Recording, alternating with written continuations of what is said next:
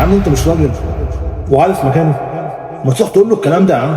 يا عم مش عايز اسمع يا سيدي، انا مش عايز اسمع، بقول لك هو عندك وعارف مكانه. لو انت راجل روح قول له الكلمتين دول، ما تجيش تقول له انا ما تكلمنيش تاني عشان يا سيدي انا مش عايز اعرف حاجه عنه ولا تكلمني عنه، حلو ووحش لنفسه. كنت حابب اقول كلمتين وركزوا فيهم بعد اذنكم.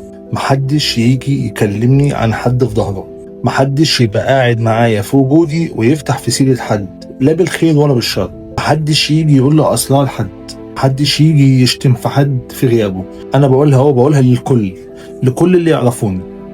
اللي هيكلمني عن حد هروح اقول للشخص اللي بيتكلم عنه ده اللي اتقال في حقه. اللي هيكلمني عن حد مهما كان مين اللي بيكلمني، مهما كان بيكلمني عن مين، انا مش ناقص. ومفيش حد فينا حمل ان هو يجي يوم القيامه شايل لحمه اخوه ما بين سنانه. انا مش عاوز اسمع حاجه عن حد، ولا حد يكون موجود في محضر او في مجلس انا موجود فيه يتكلم فيه عن حد. ما يزعلش مني، انا قلت اهو اللي هيتكلم عن حد في وجودي هروح اقول للشخص ده بالكلام كله اللي اتقال عنه. فبعد اذنكم احنا مش حمل الذنب ده، ولا حمل ان حد يجي يقتص مننا يوم القيامه ونشيل في اوزار ونشيل في ذنوب احنا ما لناش اصلا دعوه بيها، ولا احنا حملها، ولا احنا لنا اي علاقه بيها خالص. فبعد اذنكم محدش يبقى قاعد معايا، لان كل اللي قعدوا معايا الا من رحم ربي طبعا، بنسبه كبيره جدا جدا جدا من اللي قعدوا معايا كلهم بيتكلموا عن بعض في ظهر بعض، وانا ما بحبش كده.